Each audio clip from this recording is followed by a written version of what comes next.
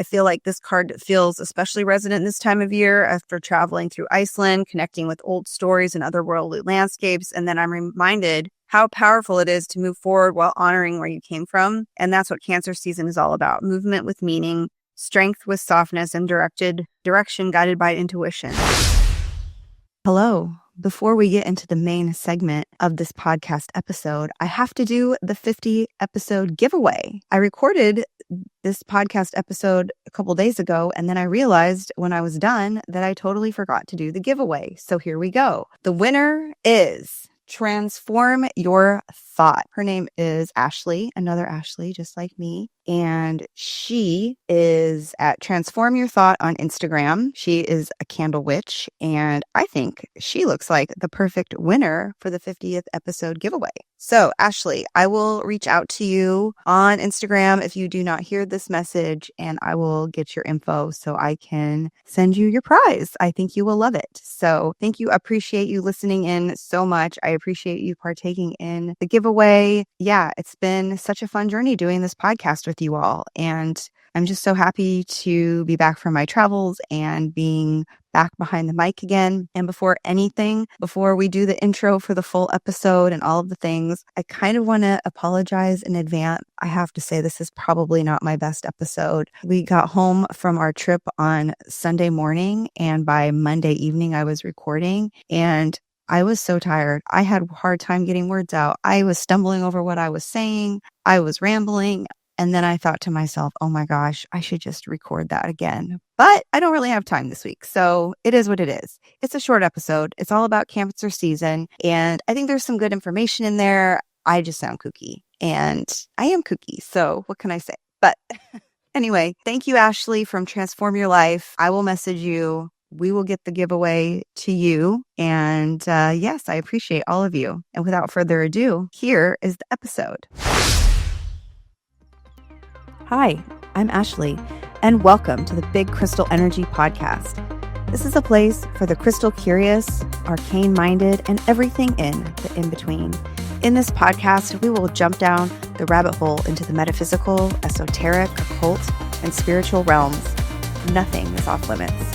I'm a mom, wife, an orthopedic physician assistant by day, and a seeker of all things spooky and kooky by night.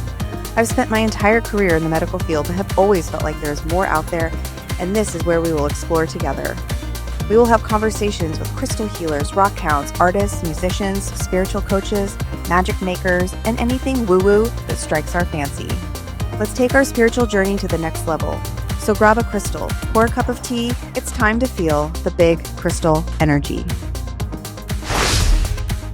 Welcome back to the Big Crystal Energy Podcast, your witchy, crystal-coated corner of the podcast world where we talk all things mystical, magical, and soul-nourishing. I'm your host, Ashleigh. This is our first episode after my return from Iceland. I only have 3 eyelashes left. We came home pretty much yesterday morning. Our AC broke while we were gone, and we had a massive infestation of ants. But despite all of that, the energy, the memories, all of the things from that trip are just absolutely unreal. From volcanic landscapes to ancient lava fields to massive, powerful waterfalls to so many synchronicities I still haven't quite processed. It was like stepping into another realm. And I can't wait to share that journey more with you on an upcoming episode. If you're new to the podcast, if maybe this is your first episode, I have been obsessed with Iceland since I was a kid, and we finally went. And it was beyond my wildest dreams. It was better than anything I could have expected. I just felt like I learned so much from that trip. So I have many things that I want to share, and I won't get into that now because it's Cancer season and we're diving into the sacred waters of Cancer season. The sun has officially shifted out of the breezy, talkative Gemini and into Cancer, the cardinal water sign that brings us home to our hearts. This season is deeply personal. Oh my gosh, I cannot even talk. I think it's because it's like 1,000 degrees in the room where I'm recording. So if you're watching this on YouTube, I am very shiny because I'm sweating. And yeah, I have 3 eyelashes. Getting that taken care of in a couple days. Anyway, this is a really personal season for me because both my dad and my youngest son are both Cancers, as well as I have many close friends and family members. So I've just been kind of swimming in this energy most of my life. It's delicate, it's moody, protective, intuitive, and just like the tides ruled by the moon, always in motion. We'll talk about Cancer correspondences, crystal allies, the tarot, of course. I have a moon ritual for emotional healing and how to work with this energy to nurture yourself on every level. So grab your moonstone or your favorite drink. I'm having some sparkling water. That's my typical go-to. And let's get cozy with Cancer. So Cancer season is from June 21st through July 22nd. Its element is water. Its modality is cardinal. The planetary ruler is the moon, and its symbol is the crab. Themes for Cancer season are emotional depth, psychic intuition, nurturing your family, your ancestry, using and recognizing your home as a sacred space, doing inner child work, healing, noticing some sacred slowness or emotional cycles and boundaries. But there are also a shadow side to Cancer energy. There's moodiness, emotional avoidance or withdrawal, clinginess or codependence, and avoiding conflict to keep the peace. So I don't know if you have any Cancers in your life and you can see those aspects of them. I know for sure that I can see those aspects in many of the Cancers in my life. It's so interesting because my dad, his sister and brother, all of them are Cancers. And then I have my son, and then I have cousins, and it's just like the list goes on and on, and there's so many Cancers in our family. So there are some herbs and botanical correspondences, which you can use in teas. You could use them in a bath, a spell jar, or even on your altar. Chamomile, which is very calming and protective. Lemon balm, which uplifts the heart. It eases anxiety. Mugwort is good for intuition and dream work. Jasmine for lunar, sensual, and emotionally soothing. White rose is for purity, divine love, and that maternal energy. For candles, clothing, or altar decor, you could use colors such as silver, which is good for moon magic, reflection, protection. Pale blue is great for emotional clarity. Seafoam green for heart healing, and a soft white for pure peace. I have a white candle burning right now because I need peace, because I have been on a family vacation for 3 weeks with my husband and 2 little boys. There has been no peace.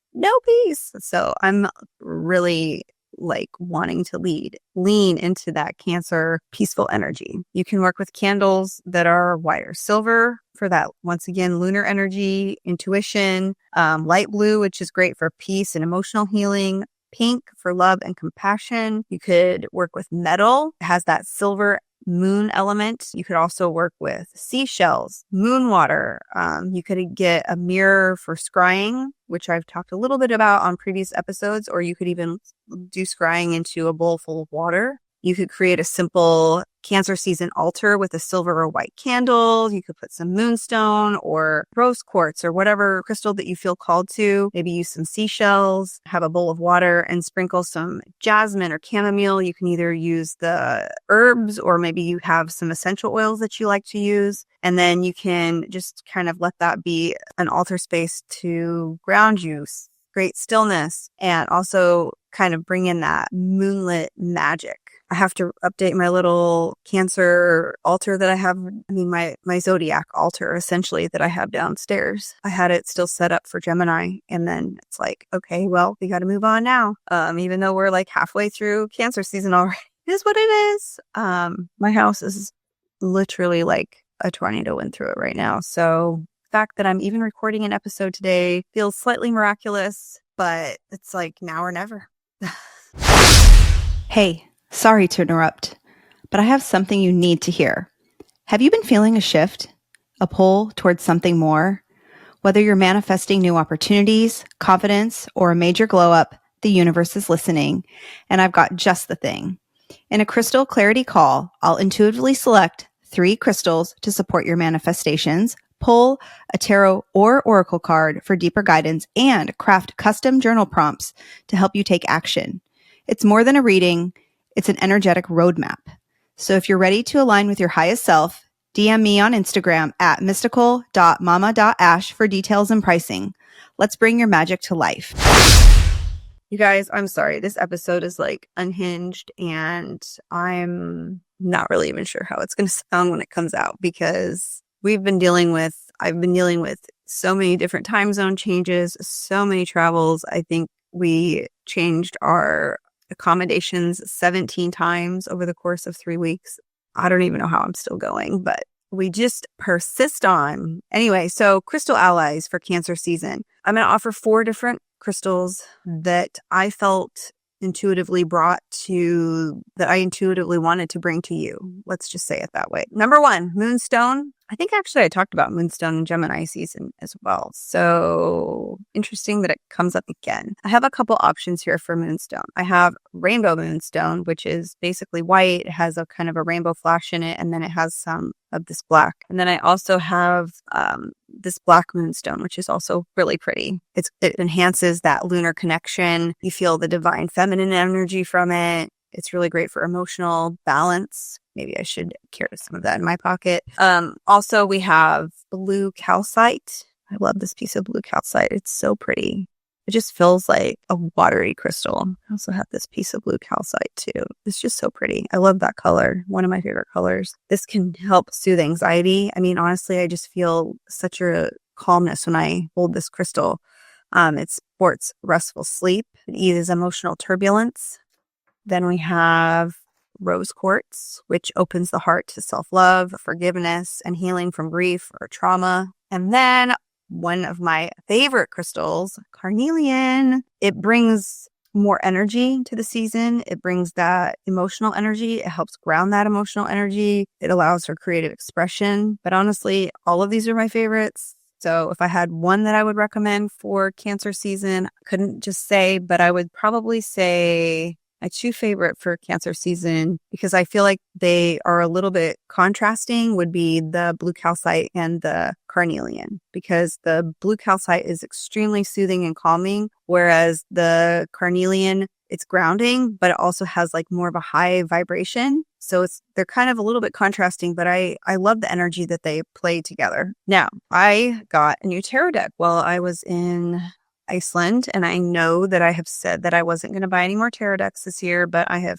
failed on that miserably, because when you see one that you need, it is what it is, and you just have to go for it. So the card for Cancer season is the Chariot. Now, the deck that I'm using is called the Nordic Myths Tarot. It's by Kristen Ragna Gunnarsdottir, and I got it while visiting the Museum of Sorcery and Witchcraft in Holmavik, Iceland. And I was in the little gift shop that they have there, and I saw this deck. I thought it was so cool, the Nordic Myths Tarot. And so the Chariot card in this particular deck is very interesting. I'm going to hold it up to the screen right here. Hopefully it comes through that you can see it. I'll post it on my social media, because the depiction is, I think, quite a bit different than what we would see in a traditional Rider-Waite-Smith tarot imagery. But I think the message comes across as very similar. So with this particular card, what you see is the Chariot can feel a little bit I don't want to say the word misleading, okay? Because when you think about Cancer season, you're thinking about softness, nurturing, emotions. But the Chariot is all about willpower, direction, and mastery. So how does this connect? In the Nordic Myths Tarot, in this particular tarot deck, the Chariot is likely portrayed through the lens of Norse mythology. So you want to think of deities or heroes who navigate the realms with purpose, courage, emotional strength. So let me set the scene with this particular card. So if you're just listening to the podcast and you're not watching it or you're not seeing the card, what you have is in the background, we have a storm, we have lightning, there's rain clouds, there's turbulence, there's wind, and you have this Viking who is on his chariot, and he's leading, I don't know if they're supposed to be, they must be sheep, Icelandic sheep, but he is just charging forward despite the chaotic weather. And he is flying through the air over this town, and there's castles and there's buildings. And I think that this card really shows that despite the rain, the lightning, the winds, the Viking is moving forward. He's leading, and he is a strong leader. So I think that energy is also really imperative this time of year. because as much as we want to be soft and cuddly, it also shows us that you can have that mastery and you can have that willpower and you can have that direction to move forward, but you can also soften it so that you're not overbearing. Another way to look at it would be that the Chariot is all about emotional strength and motion. You have your emotional armor. Just like the crab wears its shell, the Chariot represents moving through life with a protective layer, one that shields, but it doesn't numb you out. Cancer energy knows when to retreat and when to strike to move forward. There's the inner versus outer forces. The Chariot often symbolizes two opposing energies needing to be balanced, just like the emotional push we feel under the moon's influence during Cancer season. The Chariot helps us navigate with intuition. In Cancer season, we're asked to steer not with brute force, but with emotional intelligence. The Chariot shows how we can align our heart with our path. We have the theme of home and heroism in many Nordic myths. The journey is both literal and spiritual. Coming home to oneself is the truest victory.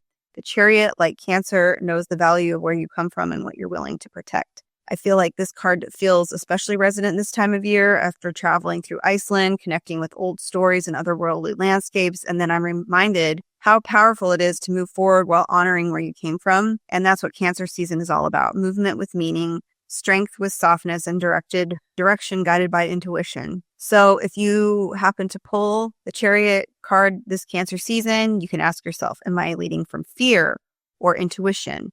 Am I running from something or intentionally moving toward healing? Where do I need to apply gentle focus but energy in my life? Let me say that again. I don't think I said that right. Scratch that. Where do I need to apply gentle but focused energy in my life? I said something completely different. Anyway, I have a little ritual that you could use. You'll need a bowl of water. This is probably going to be more for the full moon since, let's see here. Yeah, the full moon in Cancer, since we just had the new moon and we're past that. So you'll need a bowl of water, one or more crystals. You can use one of the ones that I chose, that I talked about, or whatever you feel intuitively called to work with. Some flower petals. You could use rose, chamomile, calendula. You'll want a white or silver candle and a journal and a pen. So what you'll want to do is you'll want to place the bowl near a window or outside under the moon. You can add the flower petals and your chosen crystal, light the candle and set an intention to emotionally cleanse, gaze into the water, which is called scrying, and let any images, thoughts, or emotions rise, and journal what comes up. Dab the moon water on your heart center or third eye as a blessing. Simple, easy breezy, but a lovely way to just kind of step back and disconnect and just have a little ritual for yourself. I also have some other journal prompts for Cancer season. You could use these as a journal prompt. You could use these questions in a tarot or oracle spread, whatever feels right. Number 1, where or when do I feel safest to be fully myself? Number 2, how do I emotionally nurture others? And how can I better nurture myself? Number 4, what ancestral wounds or gifts am I carrying forward? And number 4, what memories am I holding on to that are ready to be released? I would love to hear what your favorite Cancer season crystal is. I would, just recommend that the 4 that I offered are just a starting off point. If you really feel called to something this time of year, whether it's because the energy from that crystal or because of the color of the crystal or, there's just so many different varieties and factors relating to it. Please, by all means, use what you feel most drawn to. Do not just say, oh, Ashleigh said I have to use these 4 crystals, so that's it. I just have to give some recommendations. But that's a wrap on our cozy little Cancer season chat. I'm hoping you're feeling more connected to the watery wisdom of the sign and inspired to create soft space for yourself this month. I know I definitely am. However, I don't know how that's going to actually happen, but one can dream. So whether you're lighting a candle for your inner child, charging crystals under the moon, or just letting yourself feel all the feels, know that this season supports emotional magic and healing on a soul level. And don't forget, softness is sacred. Slowness is power, and your intuition. She's speaking, especially now. If you loved this episode, or if you thought I was crazy because I rambled too much or stuttered, please leave a review. Please 5 stars. I know this was probably not a 5-star episode. Sorry. Share it with your most mystical friends, or tag me on Instagram. I'm at Big Crystal Energy Podcast or at mystical.mama.ash. And if you're craving more personalized magic, book a crystal clarity call with me. Links are in the show notes. Next time, I'll be sharing more about my Icelandic adventures. And trust me, there's so much to unpack. Until then, stay silly, stay spooky, and stay tuned. Bye. Thank you so much for jumping down the rabbit hole with me. If you connected with this episode in any way, I would love it if you could share it with a friend. Also, please tag me on social media. I'm at mystical.mama.ash or at Big Crystal Energy Podcast, mostly on Instagram. It helps so much getting my episodes out there and finding more magical, kooky, and spooky friends. Sending you all Big Crystal Energy. Cheers!